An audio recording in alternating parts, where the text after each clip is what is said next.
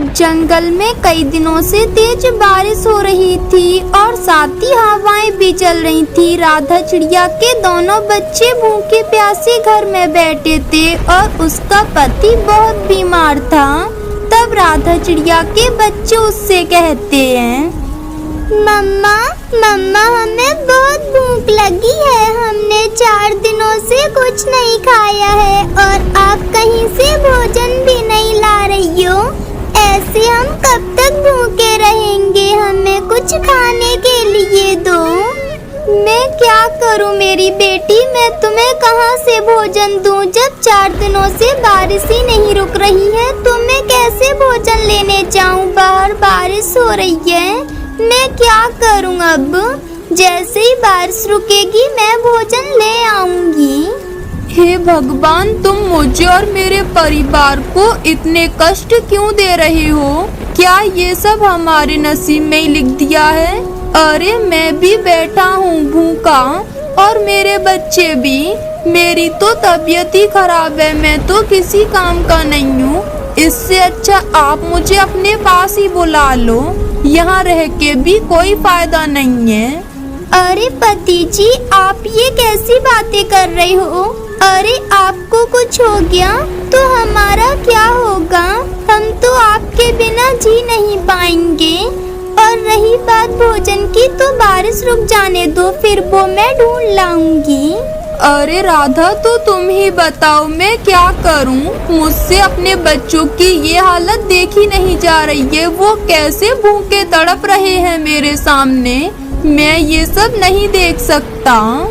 देखिए पति जी, आप चिंता ना करो, मैं हूँ ना, सब ठीक हो जाएगा। बस एक बार ये बारिश रुक जाए, मैं तुरंत जाऊंगी भोजन लेने। भगवान, आप मेरी इस बार सुन लो, प्लीज इस बारिश को बंद कर दो ताकि मैं अपने बच्चों के लिए भोजन ला सकूं। ये भूखे तड़प रहे हैं। राधा के ऐसा बोलते ही एक चमत्कार होता है और बारिश रुक जाती है। ये देखकर वो बहुत खुश होती है। फिर वो अपने पति से कहती है, देखिए पति जी, अब तो बारिश भी रुक गई। लगता है भगवान ने मेरी पुकार सुन ली। अब मैं भोजन लेने जा रही हूँ। आप बच्चों का ध्यान रखना, बस अभी आ जाऊंगी।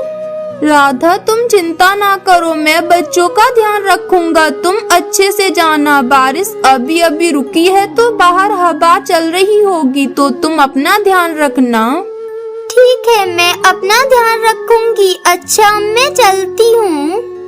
ये कहकर राधा भोजन की तलाश में चली जाती है। वो उड़ते हुए जा रही थी कि तभी उसे कटी हुई लकड़ियों के बीच में भोजन पड़ा हुआ दिख जाता है। तब वो वहाँ आती है और कहती है, अरे वाह, मुझे तो आज बहुत जल्दी भोजन मिल गया। चलो अच्छा है, अब मैं जल्दी से इसे लेकर घर चली जाती हूँ। वो राधा चिड़िया तो फिर भोजन लेकर घर वापस जाने लगती है कि तभी उसकी नजर जमीन पर पड़ी एक चमकती हुई चीज पर पड़ती है। तब वो वहाँ रुकती है और कहती है, अरे ये क्या है और ये इतनी जोर से चमक क्यों रहा है? ये किस चीज का बीज है? अरे लगता है ये भुट्टे का बीज है, क्योंकि भुट्टा पीले रंग का होता है और सूरज की धूप की वजह से ये चमक रहा है। मेरे बच्चों को भुट्टा बहुत पसंद है। मैं इसे अपने घर ले जाती हूँ और आंगन में दबा दूंगी तो वहाँ भुट्टे उगाएंगे। ये सोचकर राधा उस बीज को और भोजन को लेकर घर आ जाती है। जैसे ही वो घर आती है, उस बीज को देखते ही उसका पति तो बिल्कुल ठीक हो जाता है और उसे तो तंदुरुस्ती फील होने लगती है और उसकी सारी बीमारी गायब हो जाती है। तब वो कहता है, अरे राधा, ये कौन सा बीज है और किस चीज का है? ये तो चमक रहा है। इसे देखते ही मेरी तो सारी बीमारी दूर हो गई और अब तो मुझे बुखार भी नहीं है। मुझे तंदुरुस्ती फील हो रही है। क्या है ये? अरे पति जी, मैं आपको क्या बताऊं, जब मैं घर आ रही थी तब ये बीज मुझे दिखा। मैंने सोचा भुट्टे का है, इसे घर ले जाती हूँ, आंगन में दबा दूंगी। चलो अब हम इसे आंगन में दबा देते हैं। ये भुट्टे का ही बीज है। वो राधा तो फिर उस बीज को लाकर आंगन में दबा देती है। थोड़ी देर बाद वहाँ एक चमत्कार हो जाता है। उस बीज की जगह पर सोने का एक चमकता हुआ घर निकल आता है। ये देखकर वो सब हैरान हो जाते हैं। अरे वाह मम्मा पापा, देखो हमारे लिए तो सोने का घर बनके तैयार हो गया है। क्या अब हम इसी सोने के घर में रहेंगे? अरे राधा, ये तो एक सोने का महल है। अरे लगता है भगवान ने हमारी सुन ली। वो ऐसे बात कर रहे थे। कौवा और कौवी अपने घर के बाहर बैठे ये सब देख रहे थे। ये देखकर उनके मन में लालच आ जाता है। अरे मयूरी, देखो राधा के पास सोने का घर। अगर ये घर हमारा हो जाए तो हम तो जंगल के राजा बन जाएंगे। लेकिन पति जी, वो राधा इस घर को आसानी से नहीं छोड़ेगी। अरे हमें उसे डराकर यहाँ से भगाना होगा। वहीं राधा अपने परिवार को लेकर अंदर जाने वाली थी कि कौवा वहाँ आकर एकदम घबराया हुआ नाटक करने लगता है।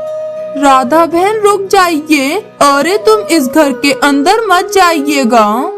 अरे कौवे भैया, क्या हुआ? आप इतने घबराए हुए क्यों हो? बहन, मुझे अभी पता चला है कि ये एक शापित घर है। इसके अंदर एक अदृश्य सांप रहता है जो कि बहुत खतरनाक है और वो रात को जागता है। अगर आप सब इस घर के अंदर गए तो सुबह तक आप में से कोई जिंदा नहीं बचेगा। कौवे की ये बात सुनकर राधा चिड़िया डर जाती है और उसने अपने परिवार को बचाने के चक्कर में उस घर को छोड़ दिया और वो वापस अपने पुराने घर में आ जाती है। राधा, मुझे तो लगता है कि उस कालू ने हमसे झूठ बोला है। हमने गलती कर दी उसकी बातों में आकर और हमने इतना अच्छा घर छोड़ दिया। अरे पति जी, वो तो मेरे मन ने कहा इसलिए मैंने उसकी बात मान ली। पर आप चिंता ना करो, अगर उस कौवे ने हमसे झूठ बोला होगा और लालच किया होगा और उसने हमारा घर ले लिया होगा तो उसे उसके लालच की सजा जरूर मिलेगी। हमारा क्या है, हम तो अपने इसी घर में रह लेंगे। वहीं वो कालू और उसकी पत्नी मयूरी तो सोने के घर के अंदर घुस गए थे। वो घर तो अंदर से पूरा सोने का था, घोंसला भी सोने का था। वो तो बहुत खुश हो रहे थे। अरे मयूरी, देखो ये घर कितना अच्छा है। घोंसला भी सोने का है और कितना मुलायम भी है। हमें तो यहाँ बहुत अच्छी नींद आएगी। हमारे तो मजे ही मजे हैं। हाँ पति जी, आप सही बोल रहे हो। अब वो चिड़िया कुछ नहीं कर सकती। ये घर तो अब हमारा हो गया है। वो दोनों ऐसे बात करके सो जाते हैं। उस घर का दरवाजा हमेशा के लिए बंद हो जाता है और खिड़कियों पर सोने की ईंटें लग जाती हैं। अब वो पूरी तरह बंद हो चुका था। असल में वो एक घर नहीं था बल्कि लालचियों के लिए पिंजरा था जिसमें लालची पक्षी कैद होते थे। अब वो दोनों भी उसमें कैद हो जाते हैं। सुबह हो जाती है। सुबह जब वो सोकर उठते हैं तो देखते हैं कि वो घर पूरी तरह से बंद था। तब वो कालू तो अपनी चोंच से उस खिड़की की ईंटों को निकालने की कोशिश करता है, लेकिन वो तो बहुत मजबूत थी, वो नहीं निकलती। अरे बाप रे, ये क्या हो गया? कोई हमें बचाओ, बचाओ, कोई हमें यहाँ से बाहर निकालो। हम इसमें कैद हो गए हैं, कोई हमारी मदद करो। उस कौवे की आवाज सुनकर राधा चिड़िया अपने परिवार के साथ वहां आती है तो वो देखती है कि कौवा कौवी उस घर के अंदर कैद थे। तब वो समझ जाती है कि उन दोनों को उनके लालच की सजा मिली है और वो दोनों तो बुरी तरीके से चिल्ला रहे थे, आवाजें लगा रहे थे। तब राधा कहती है, अरे कालू भैया, मैंने तो पहले ही सोचा था कि अगर आप लालच कर रहे होंगे तो आपको इसकी सजा जरूर मिलेगी। और देखो वही हुआ, आपने लालच किया। अब देखो आप इस घर में कैद हो गए। अब तुम दोनों इसी में मरते रहो और इसी में सड़ जाओगे तुम तो।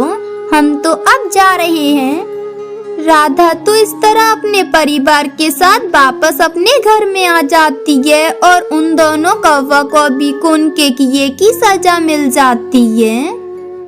दोस्तों, ये थी आज की कहानी। और हाँ दोस्तों, इस कहानी से ये सीख मिलती है कि हमें कभी भी लालच नहीं करना चाहिए।